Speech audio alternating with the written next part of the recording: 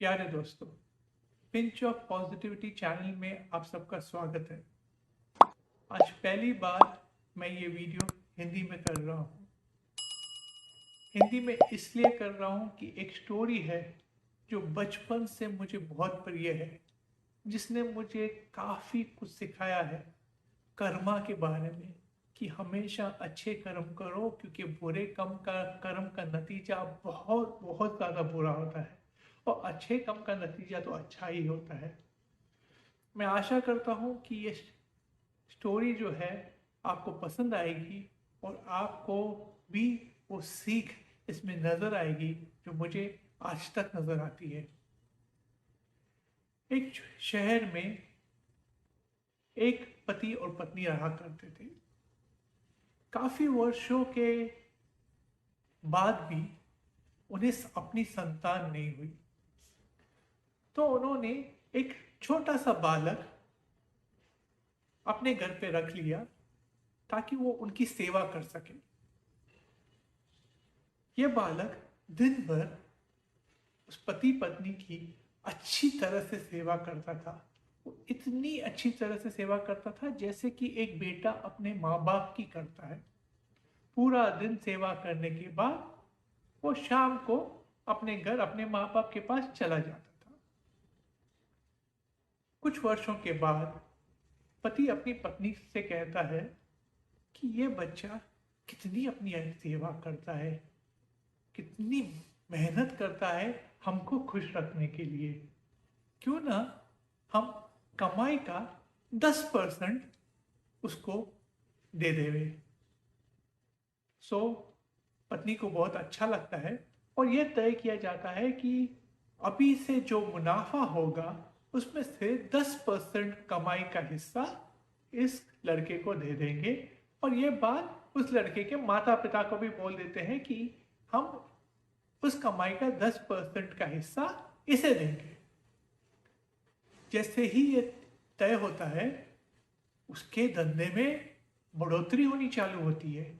इतना मुनाफा होता है कि एक ही साल में करोड़ों का फायदा हो जाता है।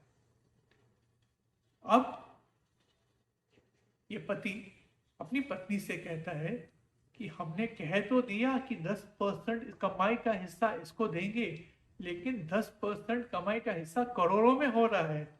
ऐसे कैसे करोड़, इतने करोड़ एक छोटे से बालक को दे देवे और उसके माँ बाप को क्या कहेंगे।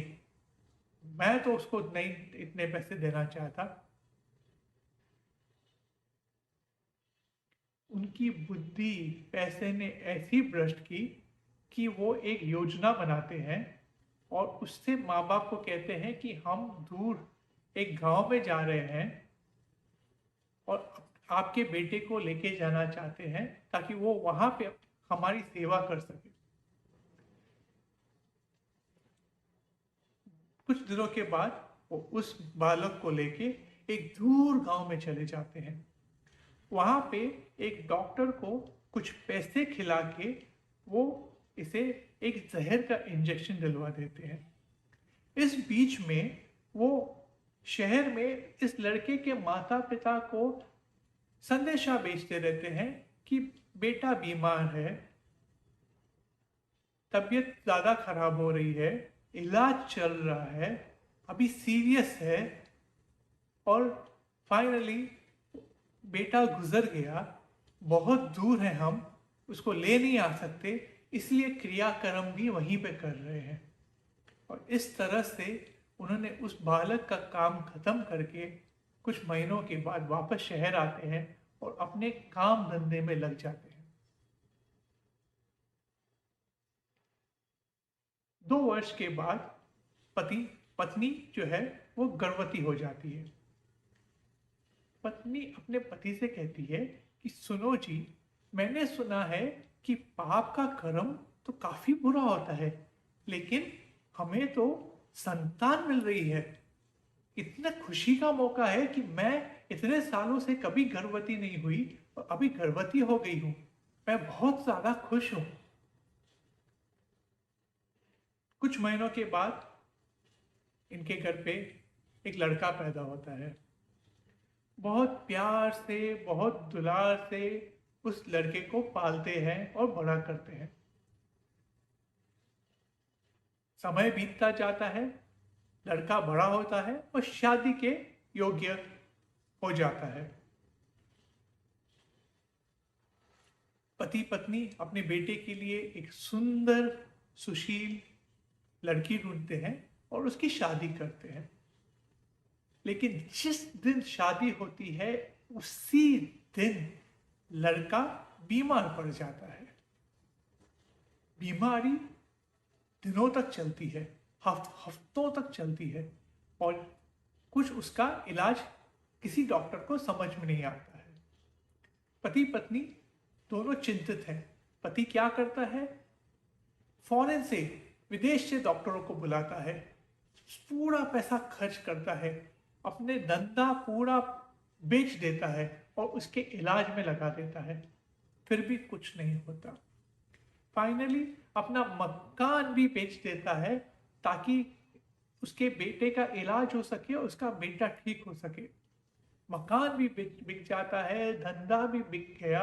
अब एक किराए के मकान में बैठा हुआ है, थका हुआ है, निराश है कि आखिर क्या हो रहा है, मेरा बेटा ठीक क्यों नहीं हो रहा है। फाइनली सारे डॉक्टर जवाब दे देते हैं कि अब कुछ नहीं होगा, अब समय आपके बेटे के पास कम है, हमने अपनी सारी कोशिश कर ली, अब कुछ नहीं हो सकता।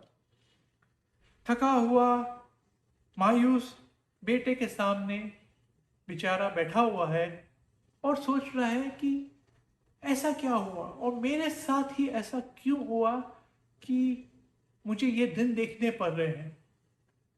और अचानक उसका बेटा मुस्कुराने लगता है।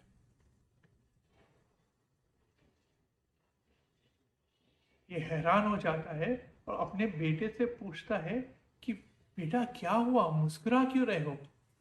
और बेटा बोल पड़ता है, सेठ जी मैंने पहचानिया, मुझे पहचाना, मैं वही बालक हूं, वही नौकर हूं जिसको आपने कई सालों पहले मार दिया था।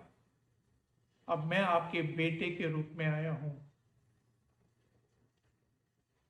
इस व्यक्ति के पैरों तले जमीन निकल जाती है उसको, और वो सडनली वो रियलाइज करता है कि भगवान की लाठी देर से पड़ती है लेकिन कितनी बेआवाज है। वो समझ नहीं पाता कि वो क्या बोले, क्या करे।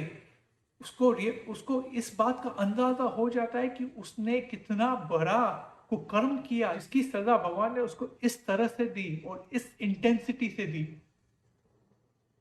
तो अपने बेटे से पूछता है, मैं समझ गया, ये मेरे कुकर्म का ही नतीजा है जिसकी वजह से मुझे आज ये दिन देखना पड़ रहा है।